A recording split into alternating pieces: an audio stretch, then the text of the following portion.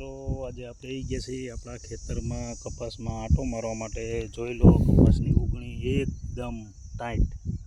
જોઈ લો સાહ પૂરો મંડી ગયો છે। આજે તારીખ છે 14/5/2025। જો કપાસ સાહ પૂરો મંડી ગયા છે। જોઈ લો ભાઈ, અત્યારે ફૂલ સિઝન છે કપાસ મગફળી વાવવાની। તો ખેડૂત મિત્રો અત્યારે આ સો ચૂકતા નહીં। જોઈ લો કપાસના સાહ દેખાય છે। જોઈ લો આજે તારીખ 14/5/2025 અને આ ટાઈમે અત્યારે કપાસ અને મગફળી ખાસ વાવણીનો ટાઈમ છે। તો અત્યારે ખેડૂત મિત્રો ચૂકતા નહીં વાવવાનું, વાવવા મંડી દેજો। જો આ કપાસ આજે 10 દિવસનો થયો। જોઈ લો આ ગામ છે દાદુરિયા, તાલુકો મડી। જો એકદમ લાઇટમાં છે ને, જ્યાં નજર કરો અહીંયા એકદમ લાઇટમાં ઉગ્યો છે કપાસ। અને આ ટાઈમે અત્યારે હોઈ જ જવો જોઈએ કપાસ।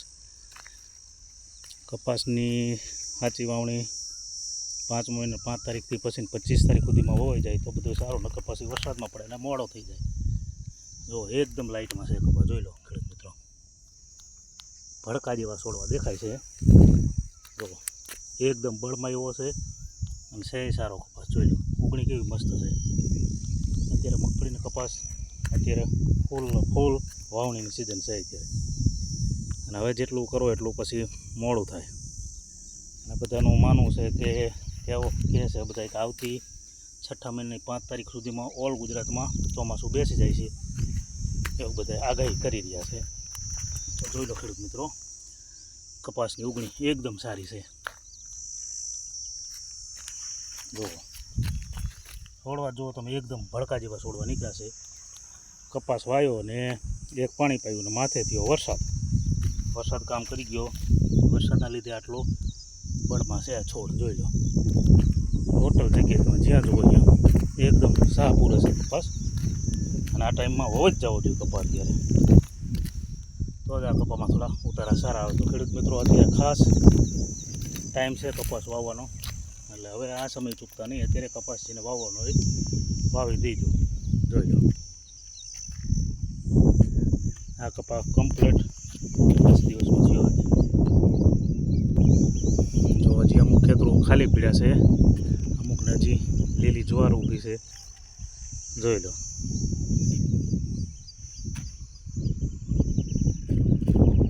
કપાસ જ એકદમ લાઇટમાં છે, જોઈએ રાખો। ઘાટ હોય ને પાર હોય ને એકદમ માપે કપાસ છે। જોઈ લો છોડો જેટલો બહારમાં નીકળ્યો છે। આમ તમે નજર કરો એટલે કમ્પ્લેટ સાહ પૂરે છે સાહ બધાય। આજે 10 દિવસનો કપાસ થયો છે, પણ ઉપર વરસાદ થયો ને એમાં કપાસ એકદમ બળમાં નીકળી ગયો। જોઈ લો તો ખેડૂત મિત્રો અત્યારે ખાસ ટાઈમ છે કપાસ વાવવાનો, બધા વાવી દો કપાસ। કારણ કે આ જે જેટલા કપા હોય ને એટલા જ સારા રહે, ઉતારા પણ સારા આપે।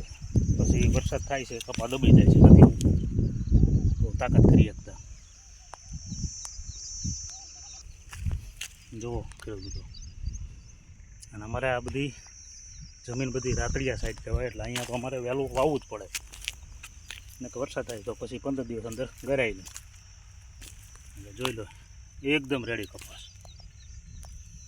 જુઓ અને કપાસ છે આ બિયારણ છે શેરાટ, કારણ કે આ જમીનને શેરાટ માફે આવી ગયું છે બિયારણ। જોઈ લો એકદમ લાઈટ સાહ પૂરે છે કપાસ।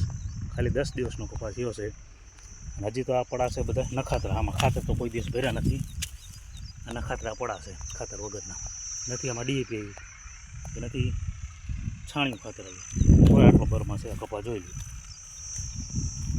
ખેડૂત મિત્રો હવે રાહ ન જોતા કપા વાવી દેજો। ચાલો હવે વિડીયોને આપીએ આપણે અહીંયા વિરામ।